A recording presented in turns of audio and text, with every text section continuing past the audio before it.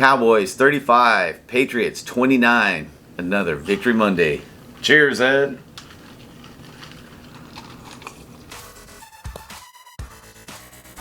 Welcome back. Let's go! Ah!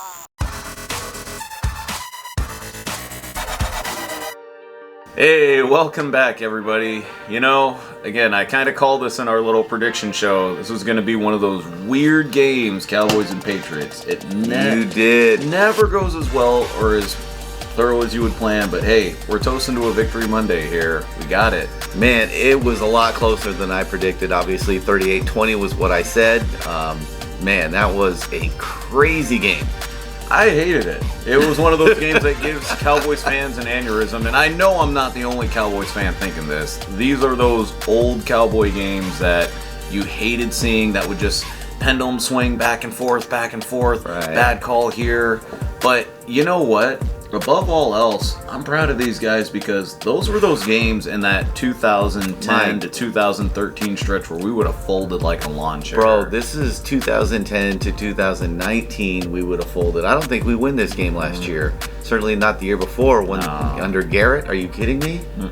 But this game, and it really showed that kind of toughness. We did not quit and we kept battling through all the adversity, all the hardships, all the wonky, funky nonsense. Yep. These boys came to play and they fought to the bitter end. They absolutely did, because heartbreak after heartbreak. I mean, Diggs gets a pick six. Yay! Very next play. What? I just laughed when it happened. I even said it. Easy come, easy go. Literally, as soon as it happened, I didn't even flinch. I was like, but they didn't. They didn't fold. They didn't lose faith, and it's incredible. I absolutely love it. Let's get going with the good, the bad, and the ugly. I'm gonna start it off. The good, the wide receivers as a whole, as a group, they were just amazing. Cooper was largely absent, I thought, but then I look at the stats. He had like 5 catches for 40-something yards. He was a lot more present than I remembered. I don't mind a balanced attack. I'm all about it, you know, and yeah, our wide receivers are largely what carried us in that game. Oh, yeah. Another one for me, I personally thought, even though they had a bit of a hard time in certain parts, the offensive line with no sacks actually did pretty well in pass protection with Dak. And don't get me wrong, I already know some of you are thinking, well, what about... Yeah, we'll get to him later. We'll get to him later in the bad. But in regards of pass protection for Dak, he threw it 51 times, and he didn't get sacked once. That's amazing. And he was, for the most part, not picking himself up off the floor either. Like, he was kept upright for most of the game. And hey, gotta give them their credit when they do well. Offensive line played pretty well in pass pro. I agree. I loved it. How do you leave Randy Gregory off the good? You can't. Dude was... We say this every freaking week. Guy was incredible again. I mean, he got home twice and won. Woo, one of the best hits since I've seen since Eric Hipple. Dude. Wow. Dude, Mac Jones left 3 of his teeth on the floor after that one, dude. I was actually surprised he came back in. I told Eddie when it happened, oh, that's a concussion. Look, he's done. Yeah, 2 sacks, one of them nasty, and it was a strip sack. Oh, yeah, Gregory came to play. But in addition to those 2 sacks, again, he was just all over him all night, which he's been doing all year. Is just absolutely, playing Pro Bowl level easy. Which goes to show, man, he really had that top 10 potential by some scouts when he came out of that draft. I mean, obvious reasons he went down a little bit, but I'm glad that it's showing now. And I'm glad they showed patience with him. I hate to see him on the other side. That's my one measuring stick of players. Is like, what if he were on the other team? I would just be like, God, Gregory, I hate that guy. Oh, yeah. Love it. Another really good one. This was an underrated one, especially after, it sounds familiar, that first drop, but Schultz. Dude, yeah. Schultz had like 5 catches, 80 yards. He was a very solid presence, especially towards the end when we just needed those When we were comparing notes, he mentioned Schultz, and I was like, what did he do? And what did he have? 5 catches, 79 yards. So I was like, yep, he belongs on there too. Who else you got in the good? The running game in the second half. All right, they were patient with it. It didn't do a whole lot. It wasn't super effective in the first half, but they showed patience with it and they stuck with it.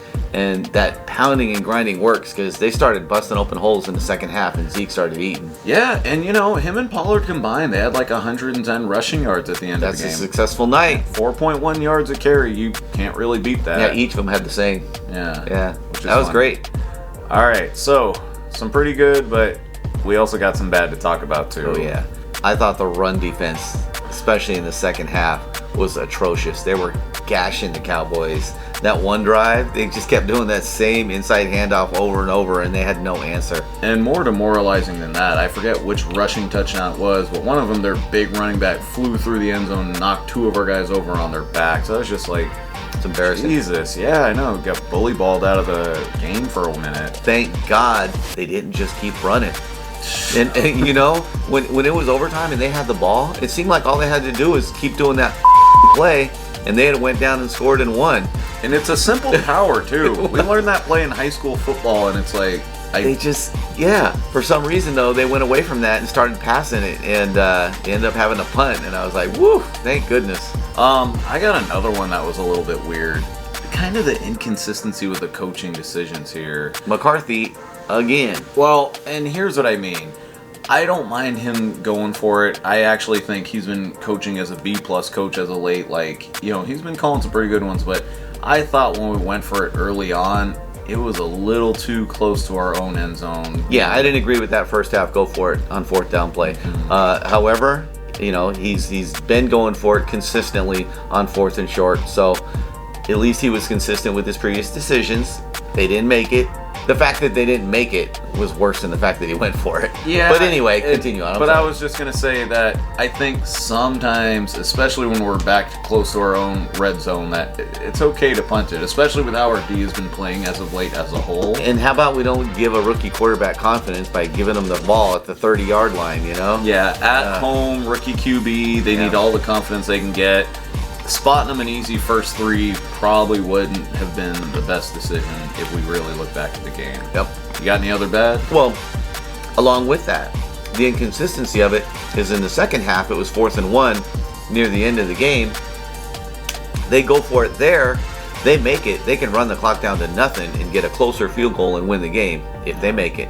They decided to kick a long field goal, and sure enough, the guy missed. Even if you missed that 4th down, you would have been closer to the end zone than if you missed the field goal when it's back 7 yards. Yeah. So it was just inconsistent. A little nitpicky, but at the same time, yeah. I don't like seeing the odd inconsistency. But you know what? Also, all those decisions look bad when they don't work.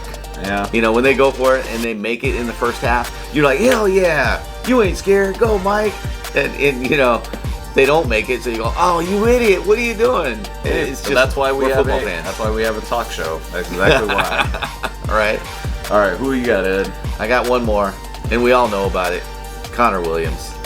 I think performance-wise, he kind of held his own. He did okay, but the penalties, and they were legit penalties. Every time they show the replay, he's pulling a guy or something like that, and it's like, just killed the Cowboys over and over. You know what's weird? He almost feels like the player equivalent of the coach of Jason Garrett, where it's like, hey, hear me out. Every now and then he'll have like a few solid games, like, okay, yeah, cool. And then just one stinker where it's like, who is this former second-round pick just stinking up the joint? And I get it sometimes when you go against Fletcher Cox and you go against Hargrave or, those years ago, the PTSD nightmare, Cameron Hayward. But good Lord, I don't even remember who the Pats D tackle was. Yeah. And he just annihilated Connor Williams. All right, now the ugly.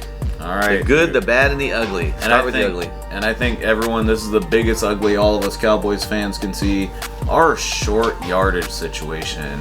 Well, I don't know what they were putting in the water in the Pats in Foxborough there, but I don't think I've ever seen us get stifled that many times. I can't really say much outside of hats off to the Patriots.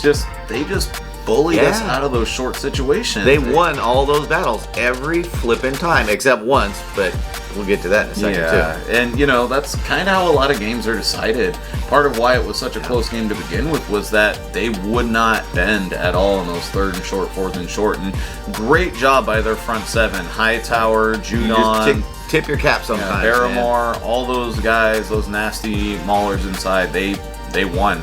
Can you imagine if Dallas had pulled those out? I mean, it would have not even been a very close game. What about you, Ed? What do you got for the ugly?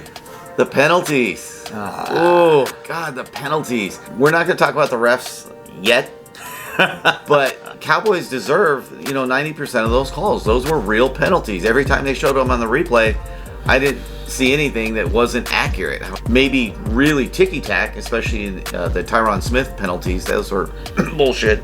Well, but, did he touch the face? Yeah, but it was really weak. and kind of like what Ed said, it's just, I don't mind if refs are going to go ref ball a game and they call every penalty on every team. And as far as the Cowboys, they called everything. And it's on us because we're the ones doing the, quote, let me see, it was illegal double team block on a You know what kickoff that return. is? That's a Bill Belichick before the game. Hey, these guys tend to do. You watch up on this kickoff, you're going to see that. That's what that is. Well, you know what? Regardless of what it was, we did it and we got caught and it was our fault. But Yeah. I think that was kind of one of my gripes with McCarthy is like, hey, we better make sure we're coached up because we can't afford to be sloppy or have bad calls against good or very well coached teams. I got another ugly, and that's KZ on that play. I mean, Diggs got beat on the out and up, fair enough, but he also thought he had help, so he gambled. And he had help, and he completely missed. Well, I know what it was, Ed. I mean, Yeah. in KZ's mind, I think his son might have took over in the Madden control, and he just hit stick really hard. Too just early. Flew out of the... It was, yeah. You know what? Bad plays happen, and give KZ a little bit of slack here. It's just everyone misses, but safeties. He pulled the Roy Williams, okay? That's what he did.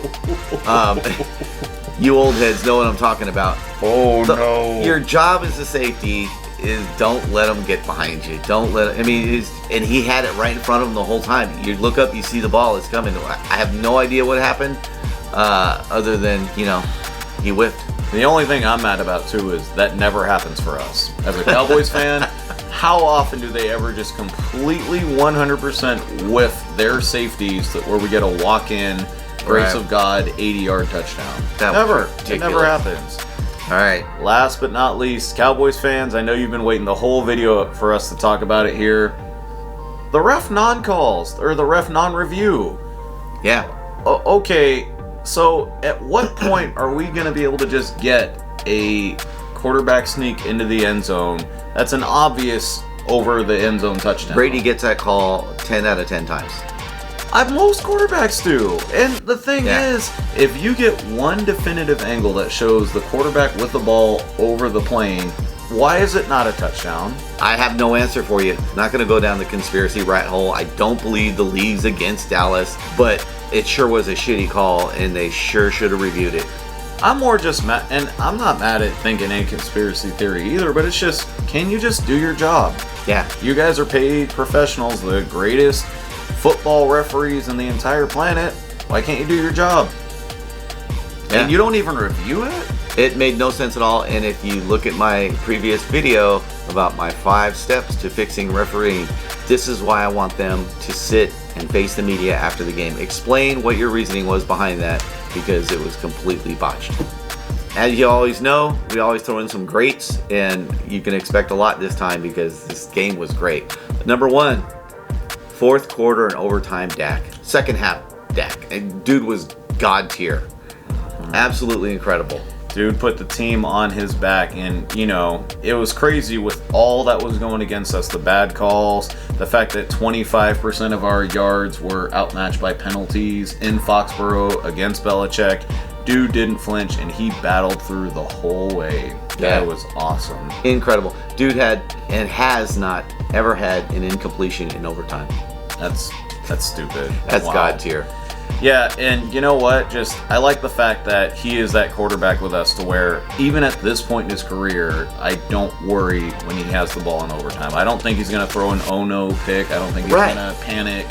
He's going to just completely lose it. I have total and complete faith in him. Absolutely. Let me ask you this, and this is for you guys too.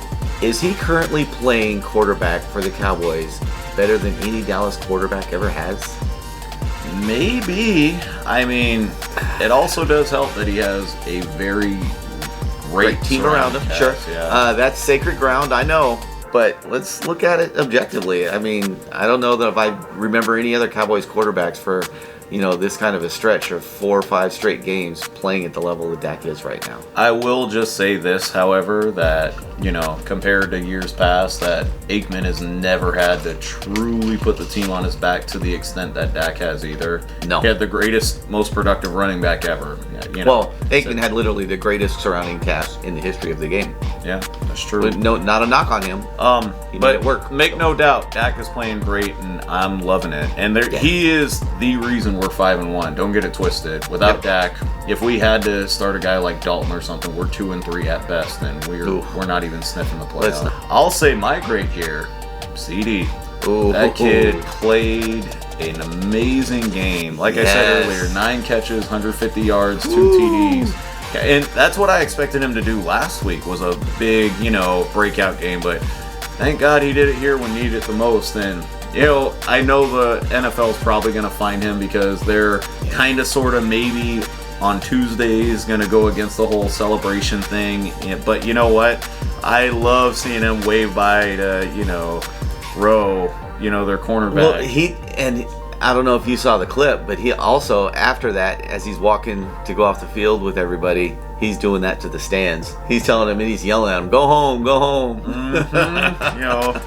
Beat that traffic. I love it, man. Yeah, CD came to play, and he's a big reason why guys like Gallup and Wilson might be a little bit expendable in the offseason, just because of how good he is. Yep. Guy's amazing. Hey, again, cheers to a great Cowboys victory here. Indeed. Tell us what you think were the good, bad, and uglies. There's something we missed? Yeah, and let us know in the comments below. By the way, don't forget to hit that subscribe and, more importantly, that like button. Because remember, every time you do, an Eagles fan cries. All right, everybody. See you next week.